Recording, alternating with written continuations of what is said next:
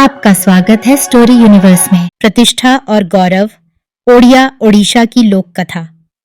यह कहानी प्रतिष्ठा और गौरव हमें लेकर जाती है ओडिशा के हृदय स्थल में, जहां एक साधारण व्यक्ति की असाधारण साहस और धैर्य की गाथा छिपी है। इस लोक कथा के लेखक ने बड़े ही मार्मिक और रोचक ढंग से हमारे समक्ष इस कथा को प्रस्तुत किया है। कहानी का केंद्रीय पात्र मंगल, जो कटक का एक साधवा है, उसके जीवन की अनकही परिस्थितियों और कठिनाइयों से जूझते हुए उसकी प्रतिष्ठा की रक्षा के लिए उसके संघर्ष को दर्शाती है। लेखक का नाम यहाँ स्पष्ट नहीं है, परंतु उनकी लेखनी ओडिशा की सांस्कृतिक और पारिवारिक मूल्यों की गहराई को अनोखे ढंग से उजागर करती है। क्या होता है जब जिंदगी का सबसे बड़ा विश्वास टूटता है? कैसे एक कट्टर दुश्मन एक असहाय मित्र की सबसे बड़ी मदद बन जाता है? जब जिंदगी ने सारे रास्ते बंद कर दिए हों, तब कौन सी शक्ति होती है जो हमें अंधकार से निकालकर रोशनी की ओर ले जाती है? मंगल और उसके परिवार की इस कहानी में ऐसी ही रहस्य और भावनाएं बुनी गई हैं जो हमारे दिल को छू लेती हैं और हमें अपने रिश्तों और मूल्यों पर पुनर्विचार करने को मजबूर करती हैं। यह कहानी हमें सिखाती है कि कभी-कभी सबसे कठिन परिस्थितियों में हमारी सबसे बड़ी उम्मीद वहीं से आती है जहां हमने कभी सोचा भी नहीं था। तो चलिए शुरू करते हैं। नमस्कार। मंगल ने अपने मालिक बामदेव राय का अभिवादन किया। दोपहर के भोजन के बाद बामदेव राय अपने कक्ष में आराम कर रहा था। आओ मंगल, आओ, बैठो, बामदेव राय ने कहा। कटक का रहने वाला बामदेव राय एक साधवा था। यहाँ व्यवसायी को साधवा कहा जाता था। मंगल की आयु लगभग 40 वर्ष थी और राय के यहाँ काम करते उसे 20 वर्ष से अधिक समय हो गया था। गांव में बड़े दिन लगा दिए मंगल, तुम्हें तो 2 दिन पहले आना था। सब ठीक ठाक तो है? राय ने पूछा। हर 6 माह में मंगल अपने गांव जाया करता था। उसके परिवार में पत्नी और एक पुत्री थी। जी मालिक, सब कुशल हैं, मंगल ने जवाब दिया। एक शुभ समाचार भी लाया हूं। मेरी बेटी का ब्याह पक्का हो गया है। लड़का बहुत अच्छे परिवार का है। उसका अच्छा खासा व्यापार है और नजदीक के गांव में ही रहता है। अरे वाह, यह तो बहुत अच्छी बात है। कब है शादी? अगले माह, कुमार पूर्णिमा के 2 दिन बाद। अरे भाई, तैयारियां भी करोगे? कितने दिन की छुट्टी चाहिए तुम्हें? 10 दिन की, लेकिन सरकार, छुट्टी से ज्यादा जरूरी है धन। धन? बामदेव राय ने हैरानी से पूछा। हाँ मालिक, मेरे पारिश्रमिक का वह हिस्सा जो 2 सोने के सिक्कों के रूप में मैं वर्षों से हर महीने आपके पास जमा करता आ रहा हूं। मेरा अनुमान है कि अब तक कुल मिलाकर 2500 सिक्के हो गए होंगे। अच्छा, तो तुम उस धन की बात कर रहे हो। हाँ, तुम्हारी वह अमानत मेरे पास सुरक्षित है। जब तुम गांव जाओगे तो लेते जाना। खुश होकर मंगल काम पर चला गया। मन ही मन वह राय बाबू का धन्यवाद कर रहा था जिन्होंने उसे बचत करने का सुझाव दिया। जाने से हफ्ते भर पहले मंगल छुट्टी मांगने बामदेव राय के पास पहुंचा। ठीक है मंगल, मेरी शुभकामनाएं सदा तुम्हारे साथ हैं। वर वधू को मेरी ओर से आशीर्वाद देना, राय ने उससे कहा। अच्छा मालिक, मेरी अमानत तो दे दीजिए, मंगल विनम्रता से बोला। बामदेव राय का चेहरा गंभीर हो गया। वह बोला, अरे मंगल, मेरा एक जहाज उड़ीसा से सामान लेकर सुमात्रा गया है। तुम्हारा धन मैंने इसी सामान में निवेश किया हुआ है। जहाज को 10 दिन पहले आ जाना था। सोचा था कि मैं तुम्हारे धन के साथ अच्छा लाभ तुम्हें उपहार में दूंगा। तो फिर क्या हुआ? जहाज वापस आ गया? मंगल ने पूछा। नहीं, खराब मौसम के कारण वह सुमात्रा में ही अटका है। तुम चिंता मत करो, जैसे ही जहाज लौटता है मैं तुम्हारा धन गांव भेज दूंगा। लेकिन मालिक, मेरे पास तो इतना रुपया है नहीं। अगर जहाज नहीं आया तो बिना रुपयों के मैं बेटी की शादी कैसे कर पाऊंगा? अरे मंगल, इतने निराश क्यों होते हो? तुम कैसे कह सकते हो कि जहाज नहीं आ पाएगा? और मान लो कि नहीं भी आया तो क्या हुआ? मैं किसी से उधार लेकर तुम्हारे पास भिजवा दूंगा। रुपए मेरे पास थे, मैं अभी दे देता, लेकिन वे भी मैंने इसी माल में लगा दिए। उदास मन लिए मंगल गांव के लिए निकल पड़ा। शादी की तैयारियां शुरू हो गईं। 2 दिन बीत गए पर राय बाबू की कोई खबर नहीं थी।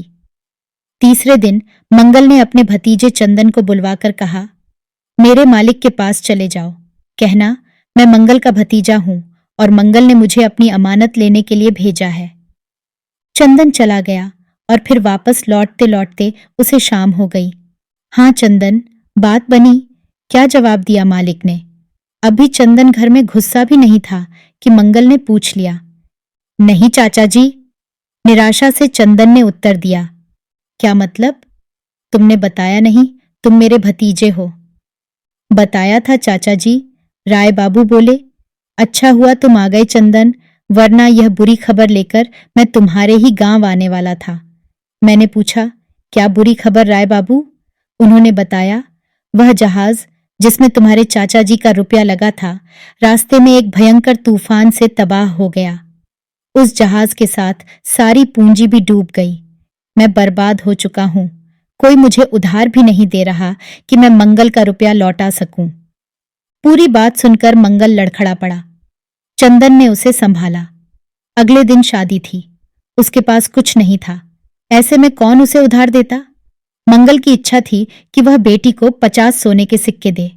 यह भी अब सपने जैसा लगने लगा था। मंगल सिर पकड़कर रोने लगा।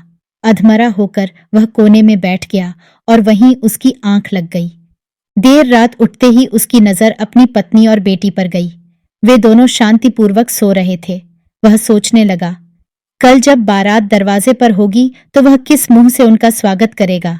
जब दूल्हे और उसके परिवार को उसकी दयनीय हालत के बारे में पता चलेगा तो वे बारात वापस ले जाएंगे, इस रिश्ते को ही तोड़ देंगे।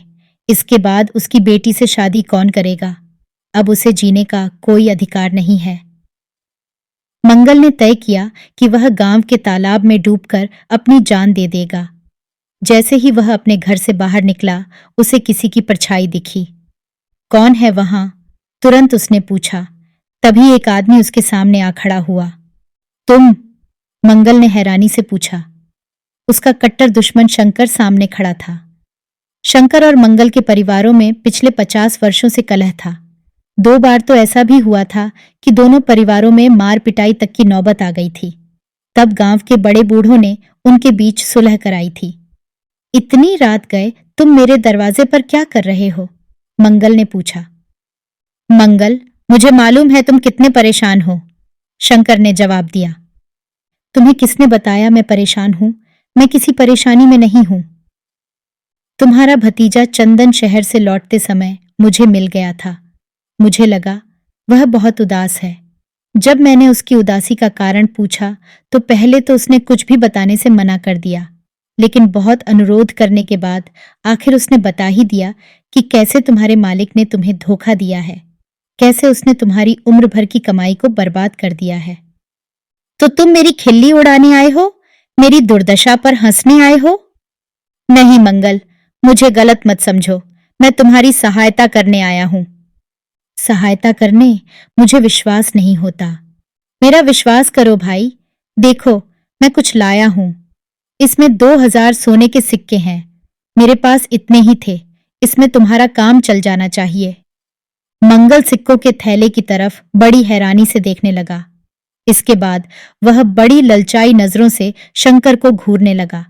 वह बोला, तुम्हारी हमारी तो दुश्मनी है। तुम मेरी मदद करने क्यों आए हो? शंकर ने अपनी बात रखनी शुरू की। देखो मंगल, मेरी बेटी भी तुम्हारी बेटी की उम्र की है। मैं तुम्हारी मनोव्यथा समझ सकता हूं। मैं जानता हूं कि अगर यह शादी टूट गई तो तुम्हारे परिवार को कितने दुख झेलने पड़ सकते हैं। वैसे भी तुम्हारी बेटी सिर्फ तुम्हारी ही नहीं बल्कि पूरे गांव की बेटी है।